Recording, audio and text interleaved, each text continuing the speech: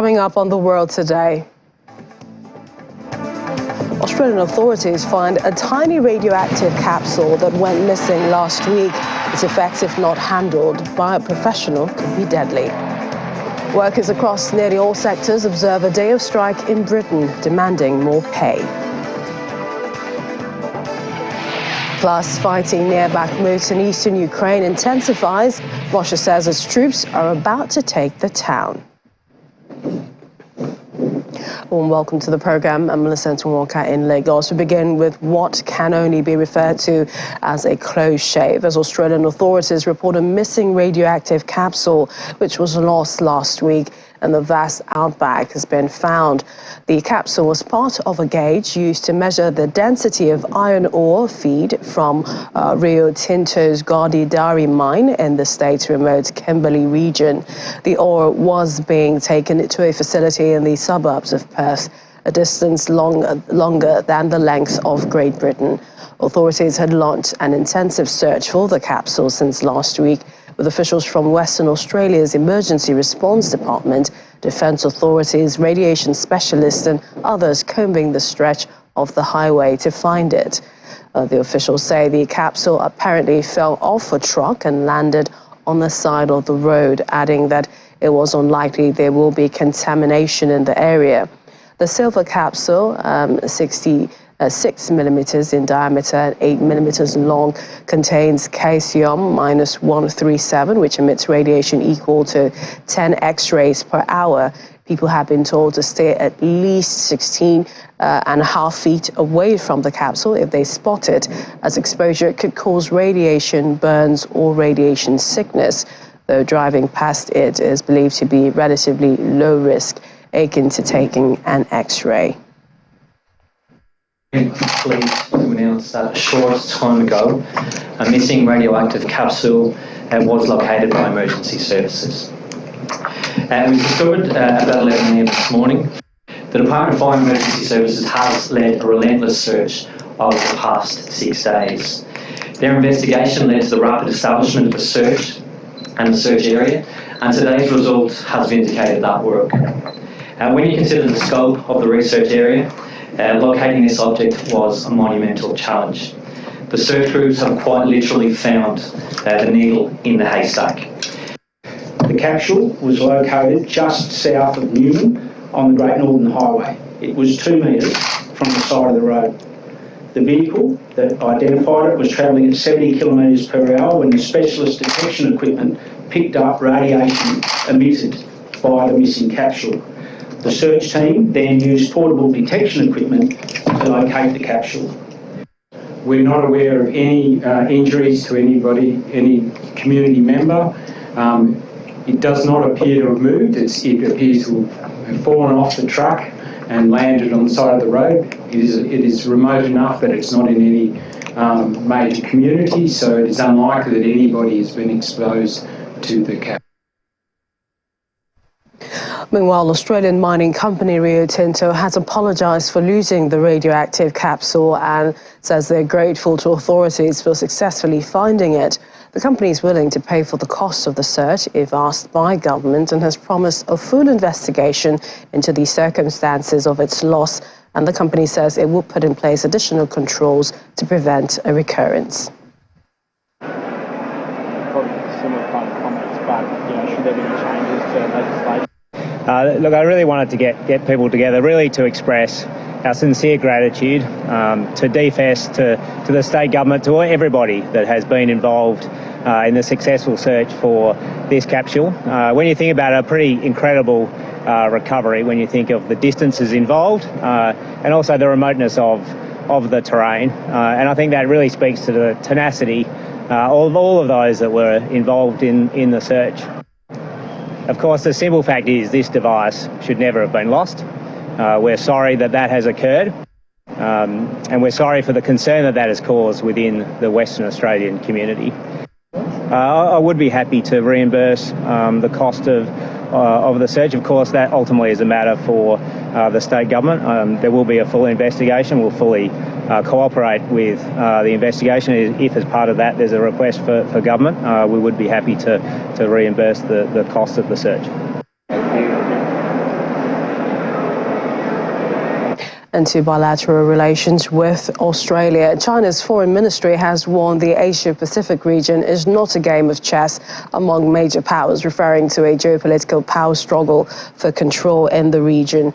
Speaking earlier today, the ministry spokesman Mao Ning says China has always been committed to maintaining regional peace and stability and hopes that all parties can do more things that are conducive to regional stability and prosperity. As she says, more good relations between China and Australia is necessary in achieving peace, stability and prosperity in the region and also the world. Her remarks follow Australian Prime Minister Penny Wong's comments yesterday about the risk of conflict in the Indo-Pacific, saying it would be catastrophic if it were to break out.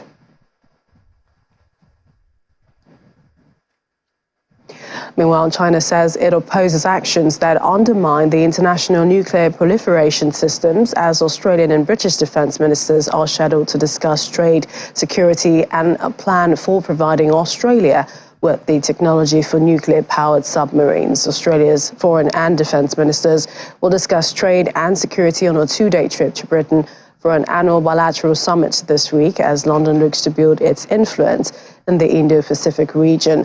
The talks will cover Indo-Pacific security, continued support for Ukraine, and AUKUS, the deal between the United States, Britain and Australia to provide Australia with technology for conventionally armed nuclear-powered submarines. Australia is soon expected to announce the design for a new fleet of its nuclear submarines early 2023. Both Britain and Australia are seeking to bolster relations in the Pacific as China's influence grows, including a security pact between China and Solomon Islands, which was struck last year. In other news out of Australia, Cardinal George Pell's body has arrived at its final resting place today at St Mary's Cathedral in Sydney. There was a closed service held with about 50 mourners present, while Pell's body lay in state before a public pontifical funeral mass scheduled to hold tomorrow. But as mourners gathered inside, child sexual abuse survivor victims and protesters also gathered, this time outside the church, tying ribbons to the fence in tribute to the lives impacted by abuse in the Catholic Church. After 13 months in prison, an Australian appeals court ruling in 2020 quashed convictions that Pell sexually assaulted two choir boys in the 1990s, ending the case of the most senior figure accused in the global scandal of historical sex abuse that has rocked the Roman Catholic Church worldwide.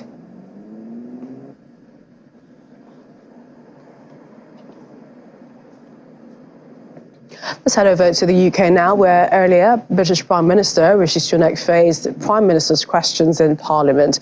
Opposition leader Keir Starmer called on him to remove his deputy Dominic Raab while an investigation into his behaviour is underway.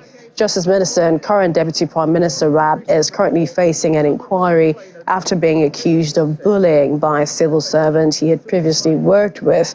Mr Starmer called Sunak weak for not removing him while the inquiry was ongoing. This comes just days after the Prime Minister sacked Conservative Party Chair Nadhim Zahawi over his personal tax affairs. I noticed he didn't say anything about why one of his own MPs describes being in his own party. And this Meanwhile, it's been another day of strikes in Britain as up to 500,000 of the country's school teachers, civil servants and train drivers walked out over pay in the largest coordinated strike action for a decade, with unions threatening more disruptions as the government digs its heels in overpay demands. Schools were shut, most rail services halted and the military put in standby to help with border checks. The unions say as many as 300,000 striking civil servants from more than 120 government departments warned the Sunak government that further coordinated action is inevitable. With inflation running at more than 10%, the highest level in 4 decades, Britain has seen a wave of strikes in recent months across the public and private sectors, including health and transport workers, Amazon warehouse employees, also Royal Mail postal staff.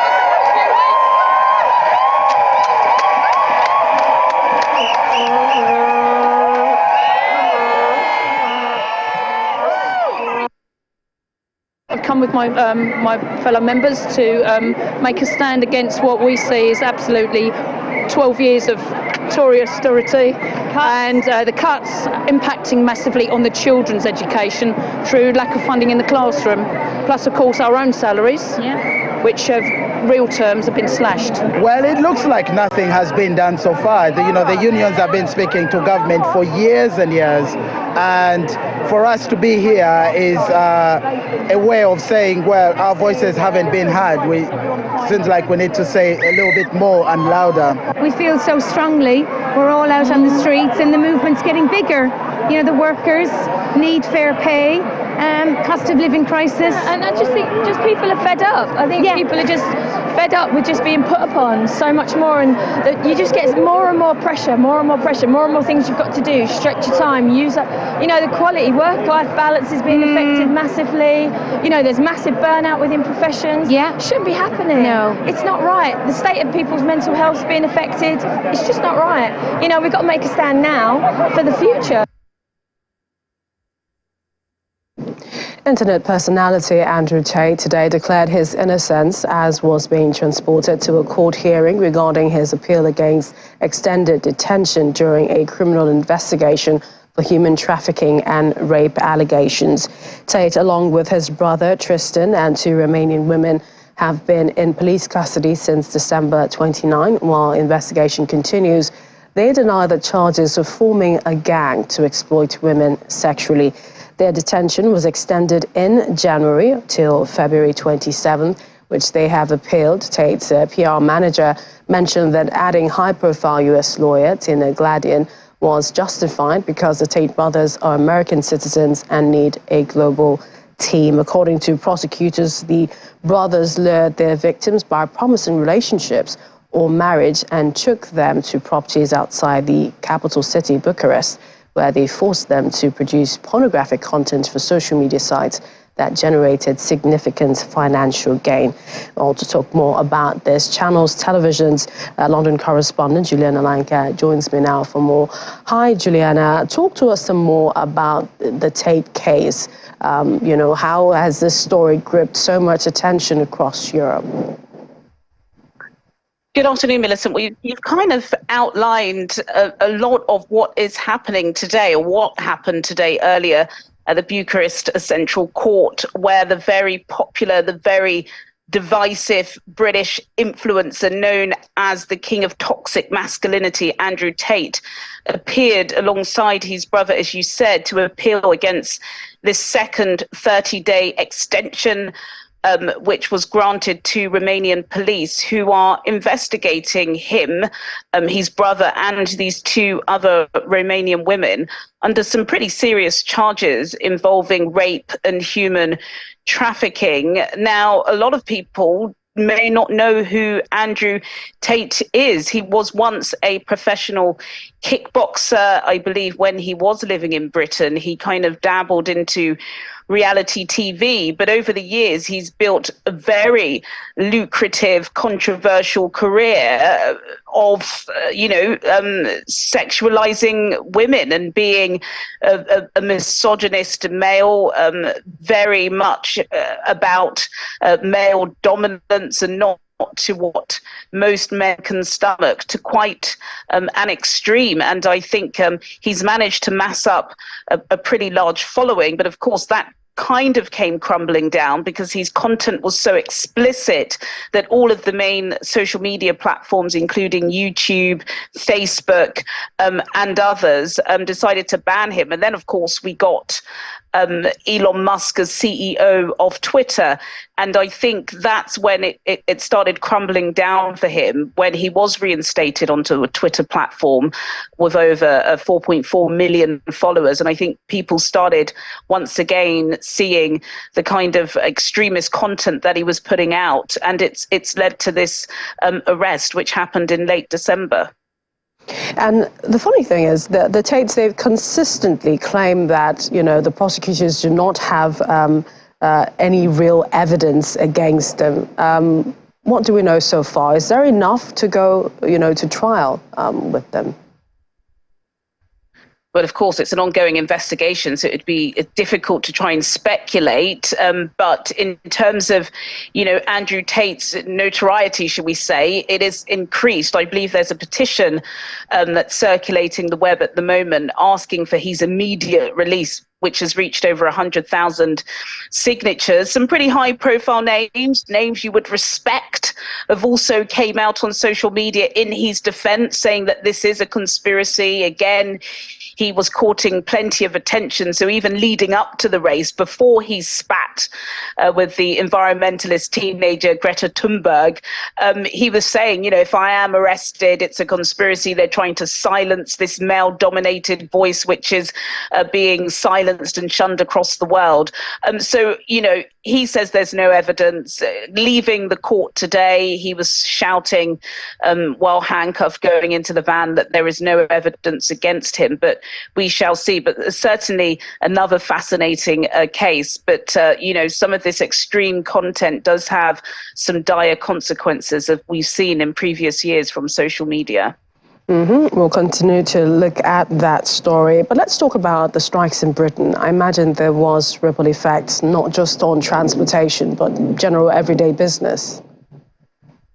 Absolutely. Look at me, Millicent. I'm at home because, of course, everybody knows I'm a mother. I have 3 children and their schools were shut, as well as, hundreds of thousands of schools, affecting so many people. I think, the 1st of February today has got to go down as a D-Day in this very long, very bitter winter of discontent, which has seen several thousands, tens of thousands, and today 500,000 workers down tools because they are not happy with their job, they're not happy with pay, and they're not happy with the conditions. And I was listening, kind of, agreeing, shall we say, with plenty of the sentiment that was shared on the streets by that teacher and talking about mental health, and I think there is going to be a lot of food for thought for this Conservative government, because you've only got to go back to the pandemic and the fact that Britain had one of the highest death tolls, not just in Europe, but across the world. Almost, in fact, over now, 200,000 people lost their lives to COVID here. Hundreds of thousands of people are not in employment at the moment because they are suffering from long COVID. They cannot get the treatment that they need because the NHS is under dire straits because of years of cuts, which the Conservatives would say they put billions in, but how much has been pulled back. So the labour market and the constraints of not having colleagues at work, having to work harder, inflation going far and above anywhere else because we rely so heavily on natural gas in this country. It has pushed people to the brink. And I think now more than ever, people are asking and looking at Rishi Sunak saying, you something has got to give because we cannot see another day like this. It literally was and did feel like a mini lockdown, and it brings back so many traumatic memories for all of us here. And, Juliana, I know that for your kids, it's like a holiday today, but, it's rather unfortunate what is happening. As to tomorrow, as to the next couple of weeks, the next couple of months, will the strike continue? What is the government saying? Well, the strikes are ongoing. I was listening to some of your reporting earlier, talking about the issues that Rishi Sunak has at the moment with trying to find a chair for the Conservative Party after the sacking of Nadine Zahawi over tax offences. And then his Deputy Prime Minister, Dominic Raab, is under serious investigation for pretty serious allegations of bullying. Some people within his department wanted to kill themselves because of working with him. Now, that's pretty serious. He's got to face that challenge. And he's 100-day in office. So there are several challenges that were brought up in PMQs today, and the strikes didn't get or grab the attention as much as they should have, because we appear to be at a deadlock. The London Fire Brigade recently they held a petition about voting, and they have voted to strike. That is going to be unprecedented. More ambulance strikes. What the Prime Minister is basically saying is, look, we've got this £1 billion fund to try and tackle some of the most urgent needs with the NHS. That was rolled out on Monday. And then, of course, there's the anti-strike law bill, which a lot of people on the streets today were protesting against. That could go through Parliament. And if that does get the sign-off from Parliament, then what that would mean is what we're seeing today would never be able to happen again, because there would have to be a certain level of threshold for industrial action to take place. So it's not great here at the moment, though we do, of course, remain positive. But the mood music of the room is that something's got to give. The country is getting poorer, people are getting sicker, and it's still a very long winter here. So, yes, let's see how this pans out over the next couple of days. Juliana, many thanks. Take things easy. Thanks for joining me. Thank you very much. Welcome back. And just one more story on Britain's strikes. Britain's Education Minister Gillian Keegan has responded to the demands of striking teachers, saying the government will not budge and that giving in to demands for large wage increases would only fuel inflation. She was making the comment to the BBC earlier today.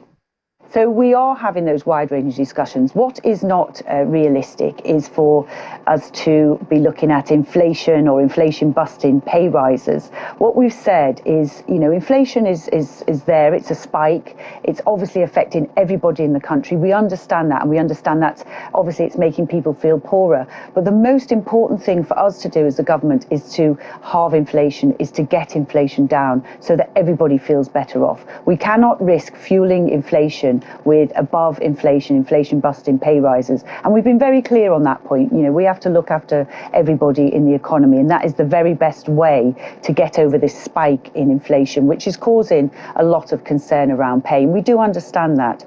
The very first thing I had to do when I started this job on the 25th of October was I had a letter from all the unions, and we talked about school funding, saying we need an extra £2 billion next year and the year after to pay for the pay rises that are above what we've put in our budgets, and for also the inflationary pressures on schools.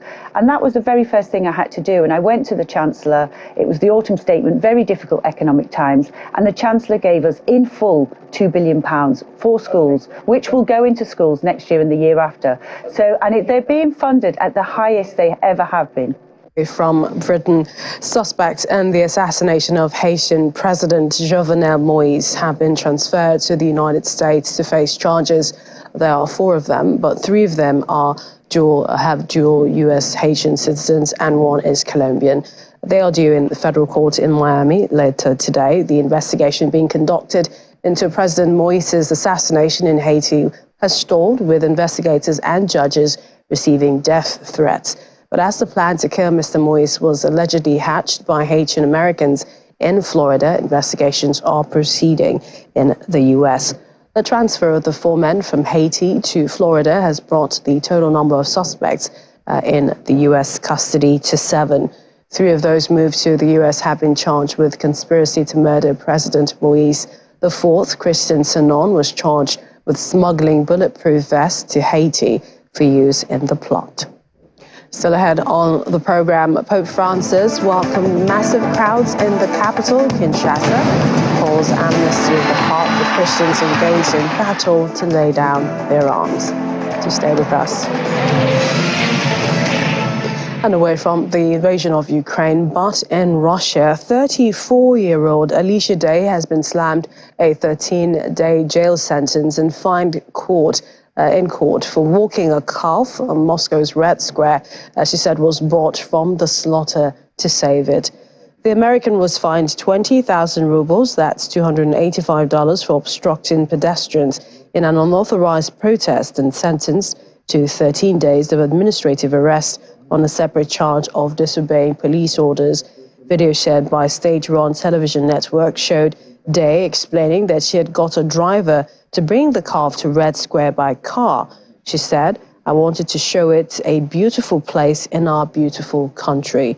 The U.S. Embassy did not immediately reply to a request for comment.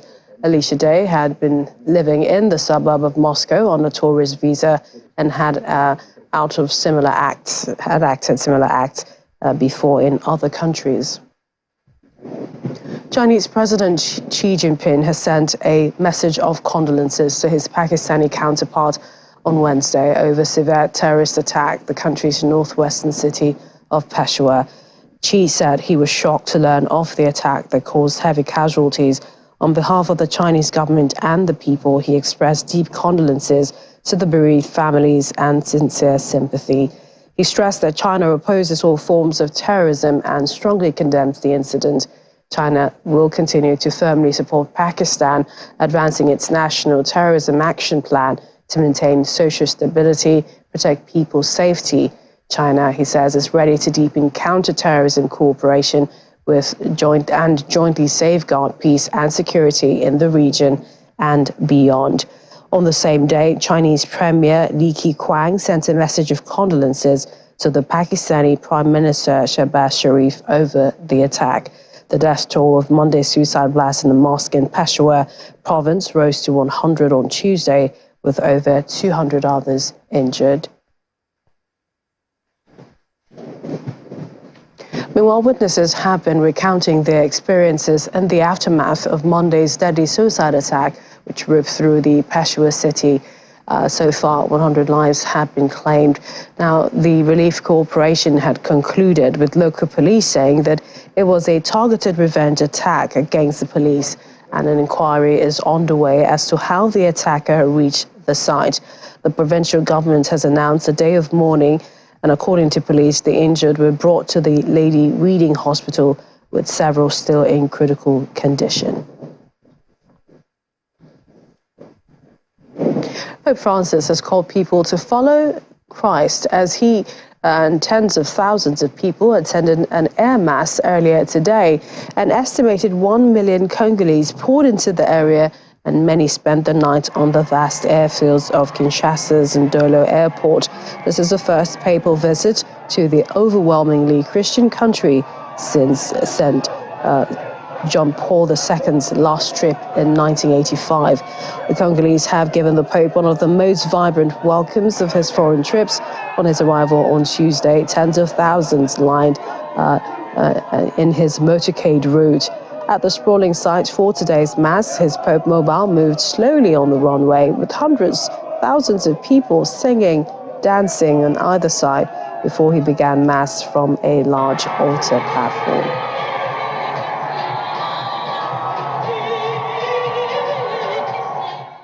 Well, what is interesting about the Pope's visit to the country, Congo is home to the largest Roman community in Africa. It's been more than 37 years since the previous Pope, St. John Paul II, visited the country when it was called Zaire.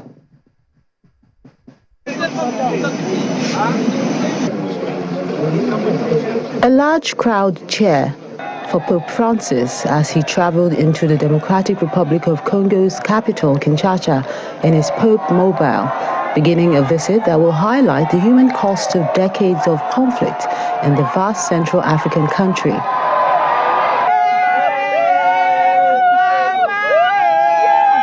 Tens of thousands of people lined the route from the airport into town, with some breaking away to chase the Pope's convoy, while others chanted and waved Congolese and Vatican flags in one of the most vibrant receptions of his foreign trips.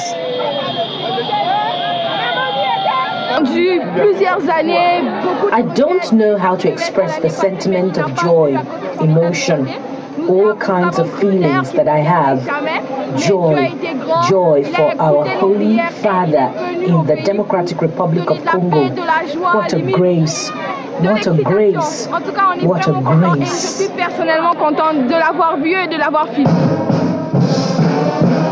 The welcome ceremony of Pope Francis took place at the Presidential Palace in Kinshasa, with the DRC's President Félix Tshisekedi honoring the pontiff. C'est dans cette optique The Congolese people and I salute the honor that you do to the Democratic Republic of Congo by accepting to carry out your pastoral visit, starting here under the theme, All Reconciled in Jesus Christ. The Congolese people welcome you with joy and joyfulness, as they did for your venerable predecessor, Pope John Paul II, in happy memory during his 2 pastoral visits to the Democratic Republic of Congo, then the Republic of Zaire. Addressing dignitaries at the presidential palace, Pope Francis condemned terrible forms of economic exploitation in Congo, where vast mineral resource has fueled war, displacement, and hunger. In the light of the arrested development and regression to the past, it is a tragedy that these lands, and more generally the whole African continent, continues to endure various forms of exploitation. A thought that comes from the subconscious of many cultures and many people. Africa should be exploited, and this is terrible. Political exploitation gave way to an economic colonialism that was equally enslaving. As a result, this country, massively plundered, has not benefited adequately from these immense resources. In paradox, the riches of his land have made it foreign to its very inhabitants. The poison of greed has smeared its diamonds with blood. Pope Francis presided at an open-air mass, appealing for mutual forgiveness to end DRC's conflict and make victims of violence from the eastern part of the country, which is blighted by recurring fighting between rebels from the M23 group and government troops. The Pontiff will stay in DRC until Friday morning, when he will fly to South Sudan, another country grappling with conflict and poverty.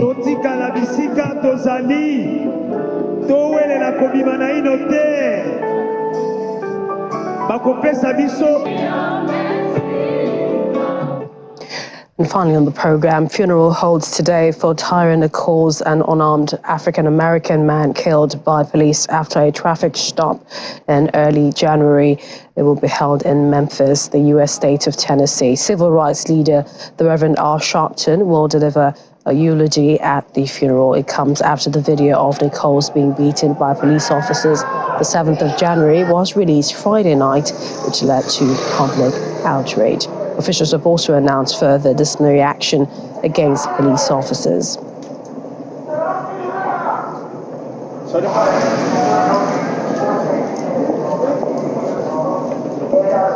Community still trying to make sense of the events. Horrific they are. Well, that's our program this evening. Thank you for watching and listening to Walking.